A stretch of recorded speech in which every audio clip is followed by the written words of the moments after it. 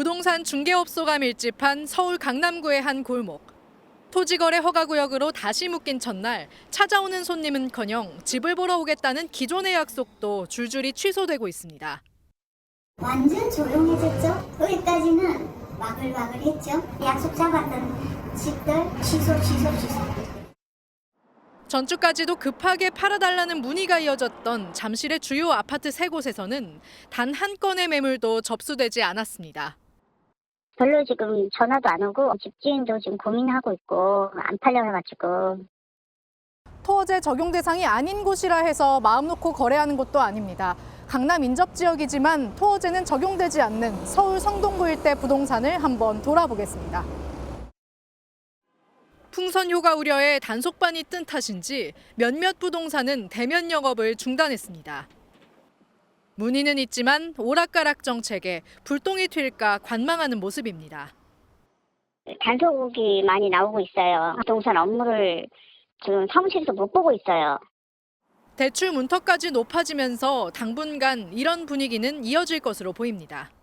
갭 투자로 아파트를 살 수 없는 데다가 하반기에는 거래가 활성화되기는 어려울 것으로 했습니다.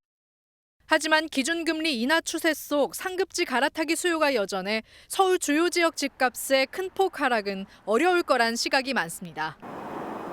오늘부터 토지거래 허가구역으로 묶이게 된 강남 3구와 용산구의 부동산 사무실 밀집단지입니다. 전세를 끼고 집을 사고 파는 이른바 갭투자의 마지막 기회를 잡기 위한 급매물 문의가 쏟아졌습니다. 보통은 그냥 30억에서 이렇게 진행을 했던 물건들이 또 29억에 내놨다가 27억 5천으로. 이른바 잠실 엘리트 아파트 단지 부동산은 일요일에도 손님 맞을 준비로 분주합니다. 토지 허가제 발표 이후 사흘간 현장 점검을 벌이고 있는 서울시는 어제까지 이틀 동안에만 17건의 이상 거래를 적발했다고 밝혔습니다. 대출을 너무 많이 받았거나 자금 출처가 불명확한 경우, 또 가족 간 거래로 편법 증여가 의심되는 거래 등입니다. 오늘부터 토지거래 허가제가 다시 시행되면 당장은 대출 규제 등으로 아파트 실거래는 주춤할 걸로 예상됩니다. 매도 물량 감소에 따른 매매가 상승이 우려되면서 서울시는 시장 동향을 살펴 대응하겠다고 밝혔습니다. 지난달 전용 84제곱미터가 34억 원까지 치솟았던 서울 잠실동의 한 아파트. 한 달 만에 토지거래 허가제 해제가 번복되고 재지정이 예고되자 호가는 28억 원까지 낮아졌습니다. 그러자 지난주 단속반 영향으로 주말 영업을 하지 않았던 중개업소들이 이번 주엔 문을 열고 손님을 받고 있습니다. 다음 주 월요일 거래허가 재시행 전에 전세를 아는 물건을 팔거나 사려는 갭투자 막차 수요가 늘었기 때문입니다.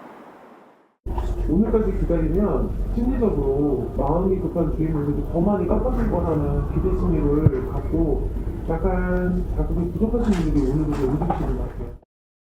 실제로 토호제 재지정 발표 전날인 지난 18일 이후 잠실동 부동산 매물은 200건 가까이 늘었습니다. 신규 규제 지역인 서초구를 포함해 강남 3구 아파트 값은 3억 원에서 많게는 5억 원가량 호가가 떨어졌습니다. 하지만 거래 허가가 본격 시행되면 강남 3구를 중심으로 거래가 주춤해질 것으로 보입니다. 매매 거래량이 떨어지면서 이제 전세 매물들도 같이 잠기게 됨으로써 임대차나 매매에 대한 거래량이 현재 좀 낮아질 것으로 전망됩니다. 반면 토호제를 피해 나간 지역으로 풍선 효과가 나타나는 등 시장 혼란은 계속될 것으로 예상됩니다.